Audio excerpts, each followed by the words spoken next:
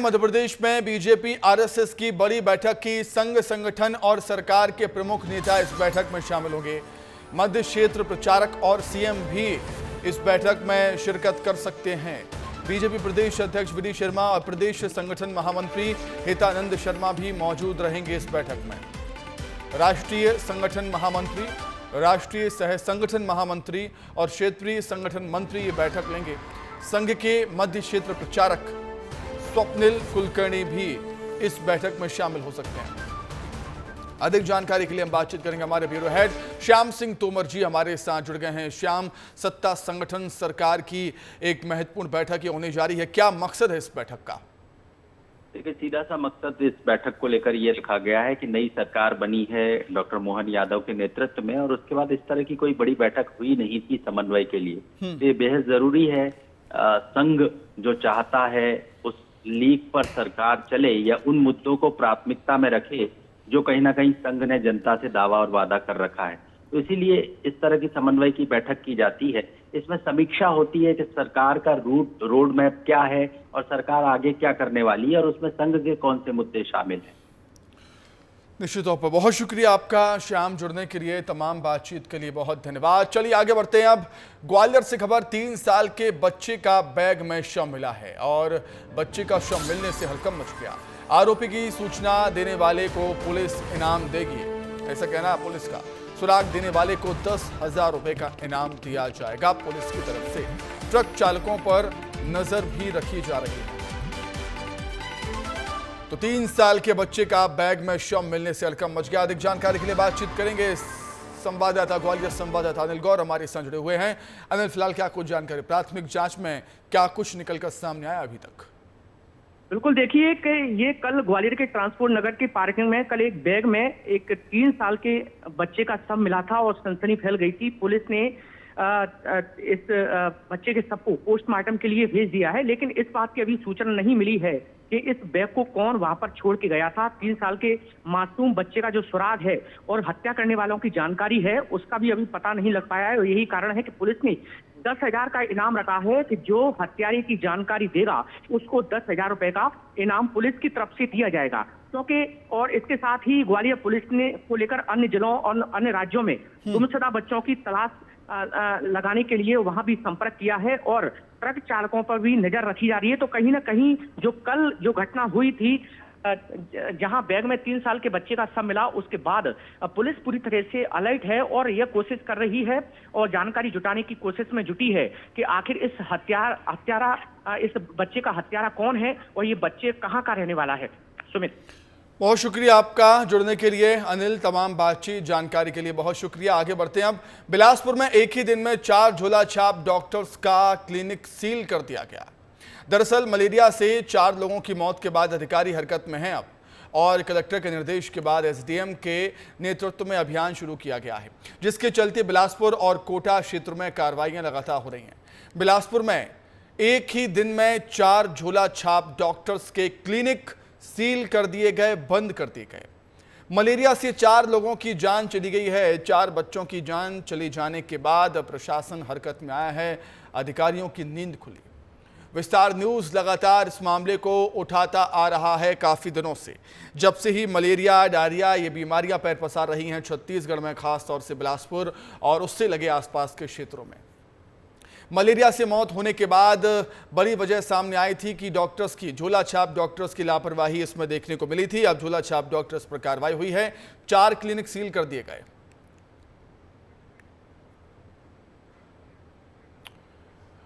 आगे बढ़ेंगे। गरियाबंद में मक्के की खेत में जाने के दौरान एक किसान का ट्रैक्टर नदी के घाट पर फंस गया, जिसे 3 घंटे की भारी मशक्कत के बाद निकाला गया। यहां से 3 दिन पहले भी एक ऐसी ही तस्वीर सामने आई थी। ये देखिए तस्वीरें, ट्रैक्टर किस तरीके से बुरी तरीके से फंसा हुआ है। पहले भी ऐसी घटना सामने आई थी, ऐसी तस्वीरें सामने आई थी। दरअसल 3 साल पहले ही यहां पर पुलिया बनी थी जो टूट गई, जिसके बाद ग्रामीण इस घाट पर उच्च स्तरीय पुल निर्माण की मांग लगातार कर रहे हैं। बावजूद इसके प्रशासन कोई कार्रवाई नहीं कर रहा। बालोद से खबर है, चोर को लोगों ने बंधक बना दिया। घर में चोरी की फिराक में चोर घुसा हुआ था। चोर को पकड़कर पुलिस को सूचना दी गई। कोतवाली थाना इलाके के बाहर एक ही घटना है। चोरी करने के लिए चोर घर में घुसा, लेकिन चोरी नहीं कर पाया। आसपास के लोगों ने युवक को पकड़ लिया है, आरोपी को पकड़ लिया है, चोर को पकड़ लिया है। चोरी की नियत से ये घर में घुसा हुआ था। कांकेर जिले का निवासी बताया जा रहा अज्ञात युवक। लोगों ने पुलिस को सूचना दी और चोर को पकड़कर बंधक बनाकर पुलिस के हवाले कर दिया। उधर बिलासपुर के मस्तूरी थाने की पुलिस ने हत्या के प्रयास के आरोपी को पकड़ा है। मस्तूरी थाने की पुलिस ने लिमतरा में रहने वाले धनीराम साहू को पकड़ लिया, जिसने रविशंकर बारगाह के ऊपर हत्या की कोशिश करने की नियत से जानलेवा हमला किया था। पुलिस ने उसे एक दिन पहले पकड़ा है और न्यायिक रिमांड पर भेज दिया। बता दें कि आरोपी भागने की फिराक में था, जिसे मौके पर गिरफ्तार किया गया है। कोंडागांव जिले के फरसगांव तहसील में कार्यरत क्लर्क अर्जुन नेताम का रिश्वत लेते एक वीडियो सोशल मीडिया पर जमकर वायरल हो रहा है। वायरल वीडियो में अर्जुन नेताम क्लर्क जमीनी लेन देन के लिए 2000 रुपए की रिश्वत लेता हुआ नजर आ रहा है। खुशी खुशी देखिए किस तरीके से रिश्वत ले रहा है ये आरोपी, और साथ ही कह रहा है कि ऊपर के अधिकारियों को भी इसका हिस्सा देना पड़ता है। विस्तार न्यूज हालांकि वायरल वीडियो की पुष्टि नहीं करता।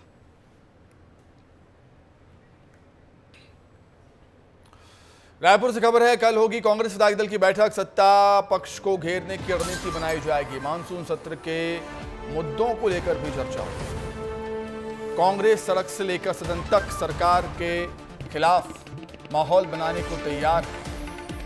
सड़क से लेकर सदन तक सरकार को घेरने की तैयारी है कांग्रेस पार्टी की। कल कांग्रेस विधायक दल की बैठक होनी है। अधिक जानकारी के लिए बातचीत करेंगे हमारे सहयोगी रायपुर से रोहित जुड़ गए हैं हमारे साथ। रोहित, लगातार हम देख रहे हैं कांग्रेस जब से विपक्ष में है तब से एक मजबूत विपक्ष की भूमिका निभाने की कोशिश में है। लगातार आंदोलन कांग्रेस की तरफ से हो रहे हैं। 24 तारीख को बड़ा घेराव विधानसभा का, रणनीति भी कल बनाई जाएगी बैठक में। बिल्कुल, देखिए मानसून सत्र की शुरुआत हो रही है और मानसून सत्र पे किस प्रकार से सरकार को घेरना है इसकी कल बैठक होने वाली है। कांग्रेस के तमाम विधायक एकजुट होंगे और नेता प्रतिपक्ष चरणदास महंत की अगुवाई पे ये बैठक होने वाली है। और साफ तौर पर कई ऐसे मुद्दे हैं जिनको सदन पे उठाने की तैयारी पे कांग्रेस नजर आ रही है। कानून व्यवस्था पर आक्रामक ढंग से विधानसभा का घेराव तो किया जाएगा ही, लेकिन इसके अलावा सदन पे भी यह मुद्दा जो है वो गूंजता हुआ नजर आएगा। अवैध बिजली कटौती और टैरिफ रेटों में बढ़ोतरी का मुद्दा है वो उठने वाला है। प्रदेश में डायरिया मलेरिया की स्थिति जो लगातार आ रही है उसको लेकर सदन में उठाने की तैयारी पे कांग्रेस नजर आ रही है। इसके अलावा नक्सलवाद को एक बड़ा मुद्दे के रूप में, और कांग्रेस का आरोप है कि नक्सलवाद के आड़ पे जो आम लोग हैं, आम ग्रामीण हैं, उनकी हत्या की जा रही है। तो तमाम मुद्दे हैं और उन तमाम मुद्दों को लेकर कल एक रूपरेखा तय की जाएगी। किस प्रकार से सरकार है इसकी तैयारी की बात की जाए तो विधायकों को यह हिदायत लेकर आइए। तो ऐसे में कांग्रेस भी अपने तमाम विधायकों को ये हिदायत दे सकती है, आंकड़े लेके आई भाजपा सरकार बनने के बाद में कितना। ठीक है रोहित, बहुत धन्यवाद, बहुत शुक्रिया आपका तमाम बातचीत के लिए, जुड़ने के लिए तमाम शुक्रिया आपका। आगे बढ़ते हैं। खरगोन नलवा गांव के माध्यमिक विद्यालय की प्रधान अध्यापिका स्नेहलता पवार को कलेक्टर ने निलंबित कर दिया। जाति प्रमाण पत्र के 250 रुपये लेने का वीडियो सोशल मीडिया पर जमकर वायरल हो गया था इनका, जिस पर कार्रवाई करते हुए शिक्षा विभाग ने शिक्षिका को सस्पेंड कर दिया है। जाति प्रमाण पत्र बनवाने तो उस समय में उसने 150 रुपये की कहीं मांग किया था, और जो ऑडियो वीडियो में जो दिखाया गया है उसने लेते हुए उसमें दिखाया गया है, तो उसके विरुद्ध हमने कार्रवाई कर दी है, उसको निलंबित कर दिया है। एक तरफ जहां देश के अनेक हिस्सों में बाढ़ से जनजीवन अस्त व्यस्त है, तो वहीं बुंदेलखंड के चित्रकूट सहित कई ऐसे जिले हैं जहां पर बारिश न होने से लोग बेहद परेशान हैं, जिसके चलते चित्रकूट में बुंदेली सेना ने बारिश होने की कामना को लेकर भगवान शिव को 108 घड़ों से जलाभिषेक किया भगवान शिव का, और भजन कीर्तन भी किया है। प्रदेश के अन्य भूभाग में भयंकर बाढ़ के हालात हैं और हमारे यहाँ सूखे की स्थितियां हैं। धान की फसल पूरी तरह जो है सूखने की कगार पर है। ऐसे में अब हम लोग भोलेनाथ की शरण में हैं और भोलेनाथ जी से कामना की जा रही है कि क्षेत्र में झमाझम बारिश की जाए। गरियाबंद में जल जीवन मिशन के तहत हो रहे पानी टंकी निर्माण में बड़ी लापरवाही का मामला सामने आया है। फिंगेश्वर ब्लॉक के ग्राम पेंट्रा में जल जीवन मिशन के तहत करीब 2 साल पहले स्कूल परिसर में बने पानी की टंकी से पानी लीक हो रहा है। ग्रामीणों और स्कूली छात्रों को डर सता रहा है कि टंकी कभी भी भरभराकर गिर सकती है। इस मामले पर पीएचई के अधिकारियों ने कहा है कि ठेकेदार को नोटिस भी दिया गया है। तो पानी की टंकी निर्माण में लापरवाही का मामला, गरियाबंद में जल जीवन मिशन के तहत पानी की टंकी का निर्माण हुआ, लेकिन ये पानी की टंकी लीक हो रही है। पानी की टंकी से पानी गिर रहा है और अब डर है लोगों को ये कभी भी भरभराकर गिर सकती है। हमारे ग्राम पिंडरा में नया टंकी निर्माण हुए हैं। पानी चूहा से वो एकदम जर्जर हो गए। स्कूल ग्राउंड के अंदर में हमें लड़का मन और खेलत रहते, जब कभी भी वो क्षतिग्रस्त हो सकते। अब ठेकेदार के लापरवाही, नया निर्माण चाहत हमन। ग्रामीणों से मुझे इस संबंध में शिकायत प्राप्त हुई थी, जिसके बाद मैंने वहां जाकर निरीक्षण किया। एक्चुअल में यह काम 1.5 साल पुराना है और ठेकेदार के द्वारा उसको आधा अधूरा करके छोड़ दिया गया था। वर्तमान में उसको मैंने नोटिस दिया है, फिर से काम चालू करवाया है और जो भी शिकायत है और जो भी उसका सीपेज वगैरह है उसको रिपेयरिंग करके पूर्ण किया।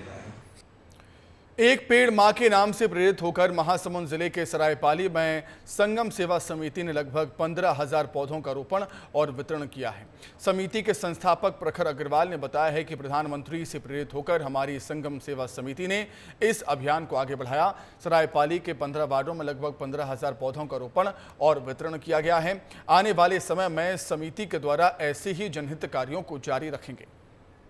नीट यूजी परीक्षा का रिजल्ट घोषित हुआ है। सुप्रीम कोर्ट के आदेश के बाद दोबारा रिजल्ट घोषित किया गया। एनटीए ने वेबसाइट पर अपलोड किया है ये रिजल्ट। बड़ी खबर हम आपको बता रहे हैं, नीट यूजी परीक्षा का रिजल्ट घोषित हो चुका है। सुप्रीम कोर्ट के आदेश के बाद दोबारा रिजल्ट घोषित हुआ है। एनटीए ने वेबसाइट पर अपलोड किया है रिजल्ट। अधिक जानकारी के लिए बातचीत करेंगे, हमारे दिल्ली संवाददाता अमृत तिवारी हमारे साथ जुड़ गए हैं। अमृत, काफी बवाल हुआ इस एग्जाम को लेकर, लेकिन आखिरकार फिर से दोबारा रिजल्ट घोषित हुआ। सुमित, 18 जुलाई को जब सुप्रीम कोर्ट में सुनवाई चल रही थी, तब एनटीए ने इस रिजल्ट को जारी करने के लेकर विरोध जाहिर किया था, लेकिन सीजीआई जस्टिस चंद्रचूड़ ने ये निर्देश दिया कि इसमें भलाई यही है कि सेंटर वाइज और शहर वाइज वो रिजल्ट जो है वो अपने आधिकारिक वेबसाइट पर एनटीए जारी करे। और अब उसके लिए डेडलाइन भी दे दी गई थी शनिवार 12 बजे तक की। अब जो है एनटीए ने इसको जो है जारी कर दिया है और आधिकारिक जो वेबसाइट है उस पे जो है इसको जो है रिजल्ट को अपलोड कर दिया गया है। रिजल्ट शहर और सेंटर वाइज है, क्योंकि जब 18 तारीख को बहस हुई थी तो चीफ जस्टिस की यही बात, तमाम दलीलों को सुनने के बाद यही था कि जो ट्रांसपेरेंसी है रिजल्ट को लेकर के वो दिखना चाहिए। और उन्होंने कहा था कि जब ये सवाल उठा था कि 67 टॉपर कैसे बन गए, तो उन्होंने ये दलील दी कि देखिए हमने सिलेबस कम किया था, इस वजह से भी जो है इसमें काफी वजहें थी कि लोग टॉपर बने। हालांकि जो याचिकाकर्ता के वकील ने कहा कि उल्टा सिलेबस बढ़ा था। तो इन तमाम तरह की जो है बहस के दौरान दलीलें दी गई थी, जिसके बाद चीफ जस्टिस ने कहा था कि देखिए सब छोड़िए और सीधे सीधे जो रिजल्ट है सेंटर वाइज वो जारी कीजिए, वो आंकड़े सामने आएंगे तो और स्थिति स्पष्ट होगी। क्योंकि सबसे ज्यादा मामला आकर के अटका पड़ा है कि रीनीट हो, दोबारा परीक्षा हो या न हो, यह परीक्षा बड़े पैमाने पर प्रभावित की गई है या फिर कुछ खास जगहों पे सीमित है। तो इससे कहीं ना कहीं सेंटर वाइज जब रिजल्ट जारी होंगे और जनहित में जारी होंगे, सब लोग इसको देख पाएंगे, तो ये आकलन करना मुश्किल नहीं होगा। एक विश्वास की छवि भी बनेगी कि एनटीए सही कह रहा है या गलत कह रहा है। बिल्कुल, 22 जुलाई को मामले में अगली सुनवाई हो रही है। 10:30 बजे का समय निर्धारित है। बहुत शुक्रिया आपका अमृत, जुड़ने के लिए, तमाम जानकारी बातचीत के लिए बहुत धन्यवाद। आगे बढ़ते हैं, अब इंदौर की बात कर लेते हैं, जहां मध्य प्रदेश में उठी है दुकान का नाम लिखने की मांग, दुकानदार का नाम लिखने की मांग। दुकान के बाहर विधायक रमेश मेहंदुला ने सीएम को पत्र लिखा है। पत्र में दुकान के बाहर नाम प्रदर्शित करने की मांग की गई। हर दुकान मालिक का नाम लिखने का नियम बनाने का आग्रह किया गया है। यूपी की तरफ से दुकानदार का नाम लिखने का आदेश देने और नियम बनाने का आग्रह किया गया है। यूपी के बाद मध्य प्रदेश में भी दुकानों पर दुकानदार का नाम लिखने की सियासत अब शुरू हो चुकी है। मध्य प्रदेश में बीजेपी नेता और इंदौर से बीजेपी इंदौर 2 से बीजेपी के विधायक रमेश मेंदोला ने मुख्यमंत्री डॉक्टर मोहन यादव को पत्र लिखा है। अधिक जानकारी के लिए हम बातचीत करेंगे। हमारे इंदौर संवाददाता पुनीत विजयवर्गीय जुड़ गए हैं। पुनीत, पत्र यहां पर लिख दिया गया है रमेश मेंदोला की तरफ से, देखने वाली बात होगी कितनी गंभीरता से इस पत्र को लिया जाता है। जी बिल्कुल, देखिए यूपी की तर्ज पर अब एमपी में भी मांग उठ गई है और सबसे पहले मांग इंदौर क्षेत्र क्रमांक 2 के विधायक रमेश मेंदोला ने यह मांग उठाई है और बहुत ही शालीन शब्दों में यह पत्र मुख्यमंत्री डॉक्टर मोहन यादव को लिखा है, जिसमें मांग की गई है कि कोई भी व्यक्ति जो अपनी दुकान चलाता है उसके नाम से ही उसकी गुडविल बनती है और नाम बताने से ही उसकी पहचान बनती है। तो ऐसे में जितने भी दुकानदार हैं उन्हें सबको अपना नाम का उल्लेख अपने फेशिया पे करना चाहिए, इस तरह की मांग की गई है। तो देखिए जिस तरह से कांवड़ यात्रा के दौरान यूपी में यह मांग उठी है, तो अब इंदौर में भी यह मांग उठ गई है। पूरे एमपी में लागू करने की मांग की गई है। इसको लेकर इंदौर महापौर पुष्यमित्र भार्गव से भी हमारी चर्चा हुई है। उनका यह कहना है कि ऑलरेडी इस तरह का नियम है। सुमित, देखिए प्रोपराइटर को अपना नाम प्रदर्शित करना ही होता है।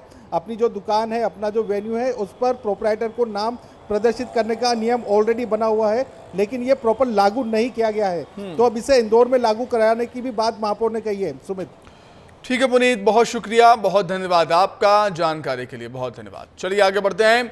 राजनांदगांव में बारिश में बह गया है निर्माणाधीन नेशनल हाईवे का सड़क और पुल।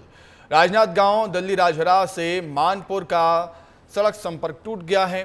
पहली ही बारिश में बह गया है निर्माणाधीन नेशनल हाईवे की सड़क और पुल, और हादसे में मानपुर मुख्यालय के खड़गवां तहसील भरी टोला सेक्टर के लगभग 70 गांव में रहने वाले 50,000 की आबादी मानपुर मुख्यालय से करते हुए टापू में तब्दील हो गए। और नेशनल हाईवे के पुल और सड़क के बह जाने के मामले में मानपुर एसडीएम अमित नाथ योगी ने कहा है कि ठेकेदार पर कार्रवाई की जाएगी। ये देखिए तस्वीरें, पहली ही बारिश में सड़क और पुल दोनों ही बह गए। राजनांदगांव का ये मामला, नेशनल हाईवे पर बना पुल और सड़क दोनों ही बह गए हैं। राजनांदगांव दिल्ली राजहरा से मानपुर का संपर्क भी टूट गया। उधर उमरिया के बांधवगढ़ टाइगर रिजर्व के मानपुर बफर जोन में फुल डे सफारी की योजनाओं पर तैयारी जोर शोर से चल रही है, जिसके बाद अगले 17 अक्टूबर से शुरू होने वाले पर्यटकों के रोमांच 2 गुना होंगे और जिनके लिए फुल डे सफारी का जंगल में स्थानीय स्व सहायता समूहों के माध्यम से भोजन की व्यवस्था, दिन भर सफारी का आनंद पर्यटक ले सकेंगे। दरअसल कुछ घंटे की सफारी में पर्यटक संतुष्ट नहीं हो पाते थे। ऐसे में फुल डे सफारी के शुरू होने से पर्यटक दिन भर सफारी कर सकते हैं। तो फुल डे सफारी योजना की तैयारी है, दिन भर सफारी का आनंद ले सकेंगे पर्यटक। टाइगर रिजर्व में अक्टूबर से पर्यटकों के रोमांच में 2 गुना की बढ़ोतरी निश्चित तौर पर होने वाली, अगर ऐसा होगा तो।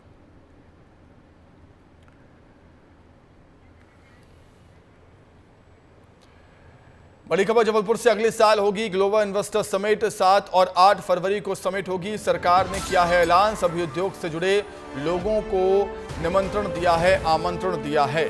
जी हां, अगले साल ग्लोबल इन्वेस्टर समिट होने जा रहा है मध्य प्रदेश में। 7 और 8 फरवरी को समिट होगी। जी हां, ग्लोबल इन्वेस्टर समिट का ऐलान कर दिया गया है सरकार की तरफ से। 7 और 8 फरवरी को ग्लोबल इन्वेस्टर समिट का ऐलान कर दिया गया है एमपी सरकार की तरफ से। सरकार ने ऐलान किया है और सभी उद्योग से जुड़े लोगों को आमंत्रण दिया है, न्योता दिया है सभी सेक्टर से जुड़े लोगों को, इन्वेस्टर्स को, निवेशकों को कि आप आइए इस ग्लोबल इन्वेस्टर समिट में मिलकर बातचीत करेंगे, मध्य प्रदेश के विकास की बात करेंगे। बड़ी खबर आपको बता रहे हैं, अगले साल ग्लोबल इन्वेस्टर समिट होने जा रहा है मध्य प्रदेश में और 7 और 8 फरवरी, जी हां, डेट भी निर्धारित कर दी गई है अगले साल 7 और 8 फरवरी को ग्लोबल इन्वेस्टर समिट की। अधिक जानकारी के लिए बातचीत करेंगे, संवाददाता हमारे दुर्गेश साहू जुड़ गए हैं। दुर्गेश, अगले साल ग्लोबल इन्वेस्टर समिट एमपी में,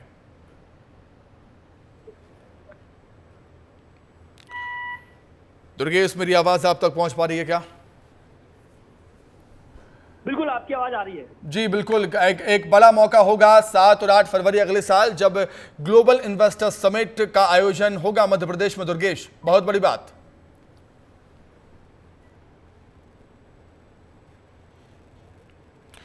तो लगता है हमारा संपर्क यहाँ नहीं हो पा रहा है दुर्गेश से। हम दोबारा कोशिश करेंगे दुर्गेश से संपर्क करने की, बातचीत करने की। लेकिन एक बड़ी बात यहाँ पर, अगले साल ग्लोबल इन्वेस्टर समिट का आयोजन 7 और 8 फरवरी को मध्य प्रदेश में होने जा रहा है। सरकार ने ऐलान कर दिया है, सभी इन्वेस्टर्स को आमंत्रित किया जाएगा।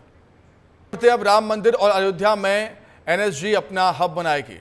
एनएसजी हब की स्थापना इस साल के अंत तक हो जाएगी। एनर्जी हब बनाने के लिए ज़रूरी ज़मीन के लिए संबंधित विभागों में आवेदन कर दिया गया है। एनर्जी टीम अपना केंद्र स्थापित करने की प्रक्रिया शुरू करने और राम मंदिर सुरक्षा का विश्लेषण करने के लिए 4 दिन तक अयोध्या में ही रहेगी।